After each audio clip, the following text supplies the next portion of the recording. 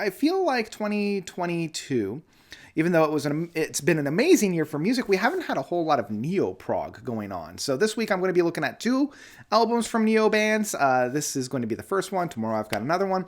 But I'm pretty excited about this one. Yeah, it's from a band that I've always kind of kept my eye out for. And yeah, so let's dive into it.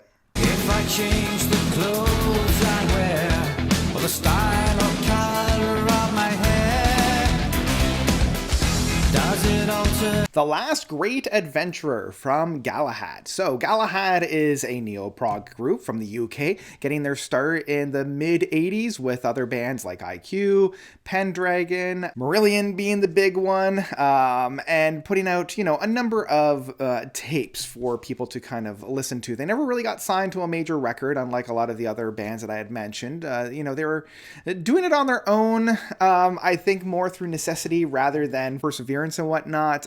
But eventually, they started to gain some pretty big traction and released their first full-length album back in 1991 with Nothing Is Written. For me, Galahad really didn't make a big splash until their 2007 album Empires Never Last. This is a staple of the neo-prog, especially within the mid to late 2000s.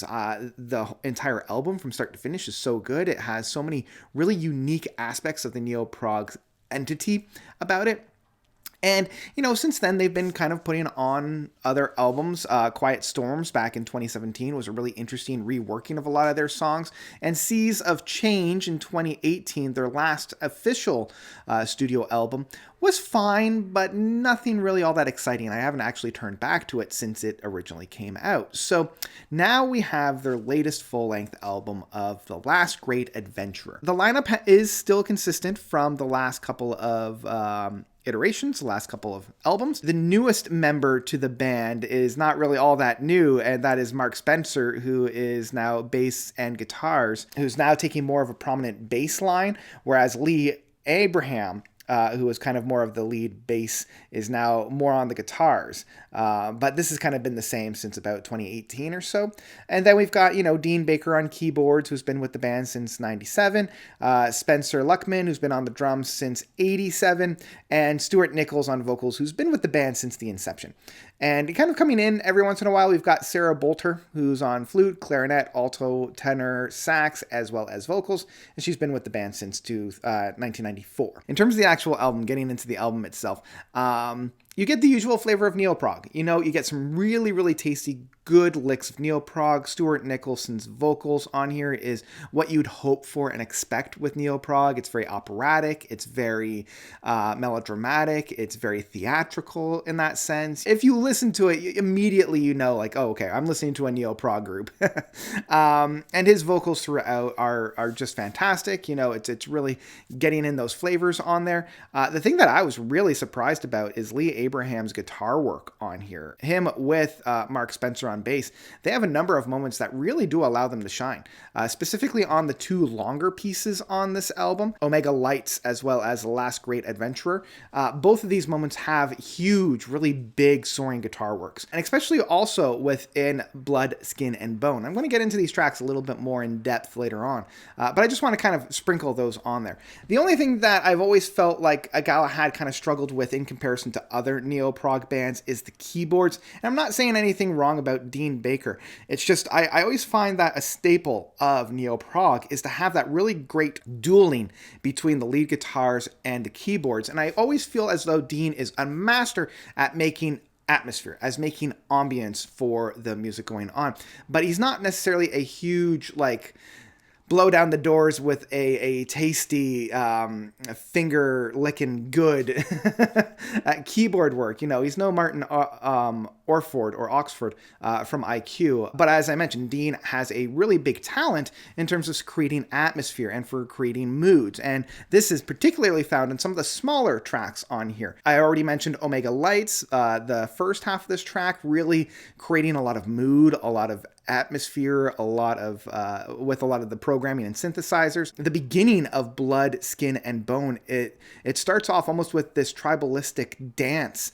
I'm hearing from an EDM kind of style that puts you into like this trance, like trance music kind of in a sense. Again, he's very prominent in those tracks in the programming side of things and creating that atmosphere. And also with Enclosure 1764, the smallest track on this album, just over 4 minutes long, which is really just more of like an interlude, creating this atmosphere, this very dour, very kind of a feeling on there. He's doing very well in constructing that kind of an atmosphere in that. And once again, we have some of my favorite aspects of Galahad that I think kind of puts them apart from a lot of the other neo-prog.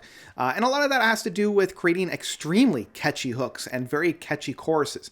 We feel that right with the first track of Alive. This one has a lot of energy to it. It's a very, very bumping, very energetic track. And it's a part of Galahad that I really do come back to time and time again. And this can also be found within The Last Great Adventurer. Again, we've got some really catchy choruses, some really catchy moments on here that I'm left singing and humming along to. And even same with the second track. I've already mentioned Omega Lights a couple of times. One of the things that I really do appreciate about this track is how it does take its time to get going. And unlike a lot of other tracks where I'm like, wow, it took a lot of time for it to actually get going, I feel like a lot of that was building atmosphere and building themes and moods. That's something that Dean is so good at creating that I don't mind that. I don't mind that it's taking a little bit more time for it to kind of get itself set up so that by the time we're in the second half of the track, it's a lot more impactful. It's a lot more oomph on that case. I also love a lot of the kind of themes and motifs and ideas that are found on this track. I mean, Galahad has always been very political. They've always been very, like, culturally charged in that sense. And I like the fact that on here, they don't shy away from that. Third track of Blood, Skin, and Bone really does kind of come down to, hey, maybe we should stop treating people like garbage. You know, maybe we should actually start treating humans like humans, because at the end of the day, we're all blood, skin, and bone. Even though, you know, the human experience is different for everybody, maybe we don't want to consider that as a weakness. Maybe we don't want to consider that as a freak show. Maybe we actually want to consider that as part of our strength. Same with Enclosure 1764, where, you know, it's a little bit more politically charged rather than more personally charged. Basically talking about, you know, why is it wrong for somebody to take from the communal pot when they need it, when, you know, the owners of the communal pot are basically taking that away from everybody else. You know, it's once again politically charged, and I like the fact that they make it very clear what their message is, but they don't beat you over the head with it. You know, they're not mixing metaphors, they're not mincing words, but at the same time, they're not beating you over the head with it. So the album overall, as I mentioned, a really strong start with Alive, Omega Lights, and Blood, Skin, and Bone. It does dip a little bit in terms of musically and energy with Enclosure 1764, even though it's very charged in that sense. The Last Great Adventurer is a really, really interesting track, but I do feel as though once we get to The Last Great Adventurer, the big track at 10 minutes and 46 seconds, my mind does start to dip a little bit. It's not quite as engulfing as I feel like Blood, Skin, and Bone and Alive was. And by the time we get to normality of distance, as well as the last track of Another Life Not Lived, I begin to tap out. And honestly, these last three tracks are probably the weakest tracks off the album. The Last Great Adventure is still very, very good, and I do love that punch charge that it has. But Normality of Distance and Another Life Not Lived, I just find myself wandering away from the music. I'm not quite as drawn back in. I think a lot of the energy is lost on these tracks, and I do feel as though the album itself has literally run out of steam, which is a little bit of a shame because Galahad is so good at ending albums, and it's just a little bit of a shame that my brain does wander by the time we get to these last two tracks. So in the end, I had a great time with this album. It's a really good neo-prog. I don't know if this is necessarily Galahad's best work, but I think that this is streets ahead of their last two albums, and it's one that I would recommend if you're a fan of neo-prog as a whole. In the end, I will say that The Last Great Adventurer by Galahad is still one that I would download.